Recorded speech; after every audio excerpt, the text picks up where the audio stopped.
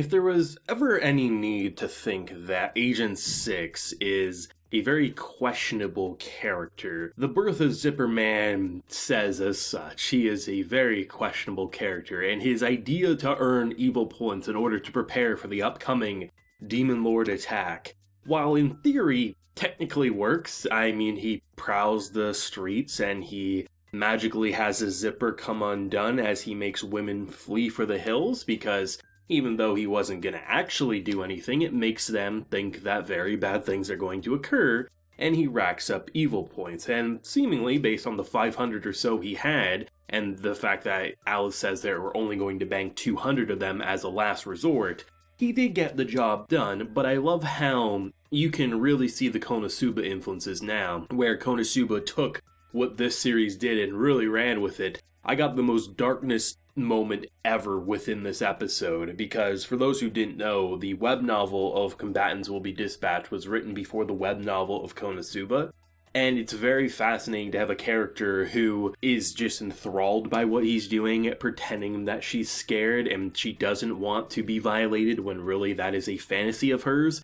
You can tell the humor that Konosuba ran with was definitely used for sure. I mean, that was, without a doubt, the funniest and worst moment yet, and feels like with the tag Zipperman, I feel like we're just getting started with this character. Now, walking into this episode, I was very curious to see what Snow would do, given the fact that she overheard them being spies. And without missing a beat, she kicks him out, saying, "Because you've helped us, I'm not going to screw you over, but you best leave and never come back." And in doing so, she gets her old job back. Everyone is pretty much in the dark on why he left, and it's nice that even though there is so much absurdity and cruelty at time, even a character like Agent 6, or now known as the Zipperman, he is very much missing his crew, even though he says screw this world. So I'm glad that there still is that heart there. I think that's what makes a series like Combatants Will Be Dispatched or even Konosuba so compelling, is that even when they're assholes to each other, there is a level of connection there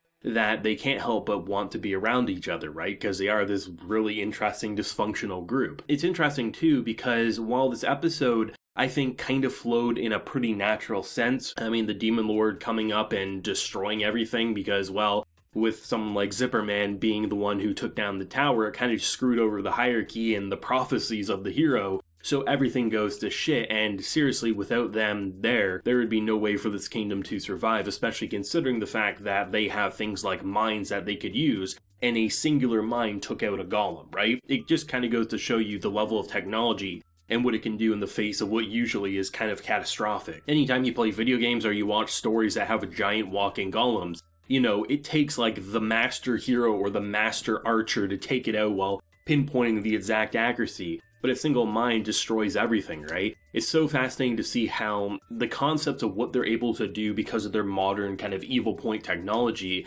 it really does turn the tables and makes it so even though they are spies, the fact that they have protected them is more of a, well, when the leader realizes this, can you just make sure you document what happens here? Because even though you are a spy, you know, we want someone to be able to carry on our legacy, or characters like Snow refusing to full-on betray them, but just giving them the heads up that I can never trust you again, but of course they can't stay mad at each other forever. I'm actually kind of hoping that Agent 6, aka the Zipperman, will end up betraying the organization instead. Not necessarily for like a heroic reason, he'll pretty much put on a face probably, but there is a general companionship there that he has way more fun with these groups of lunatics than he probably ever did with the organization. And it'll be fascinating to see if he just tries to like prolong a lie, like, oh no, something happened, we can't actually, you know, set up the portal just yet and it will be sabotaged somehow. Even though they're closely monitored, maybe there'll be a way for him to just prolong the inevitable, but eventually there'll have to come a point where he chooses. Does he choose the organization or does he choose this kingdom, right? So it'll be fascinating to see what they want to accomplish with the story,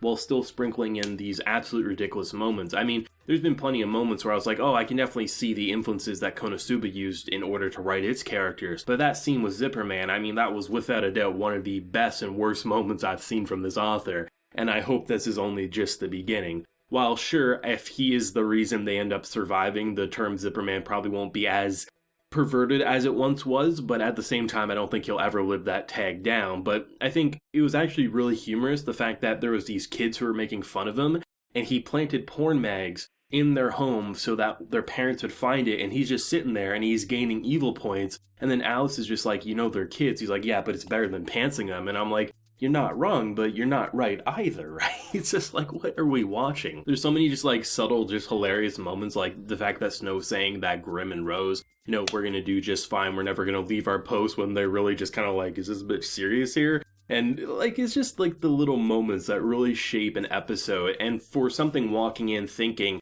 it was either just we weren't going to care about the spy and she'll be blackmailed into doing so, or Agent 6 would full on switch over to the demon side, I was pleasantly surprised by what they're able to accomplish. Especially considering someone like Alice was saying, would we really want anyone other than ourselves to destroy this nation? Like, obviously, they both care about them to some degree, right? There's this level of humanity there, despite them being kind of scumbags. Alice is without doubt the nicest one of the group, I feel like, because she really is just like a robotic, kind of like she follows her orders and she has humorous lines. But it's fun to see how they constantly kind of up the ante with the comedy while honestly telling a fun story. I think that's what makes, authors like these so much better than your run-of-the-mill comedy authors. While you have this really interesting setting that you could tell an isekai fantasy-like story, but instead you just have slapstick comedy, which can be fine, but a little string of a narrative to tie it together, spies invading to destroy a nation, but then actually kind of growing to like these companions, but not in that cliche soppy way. It's no,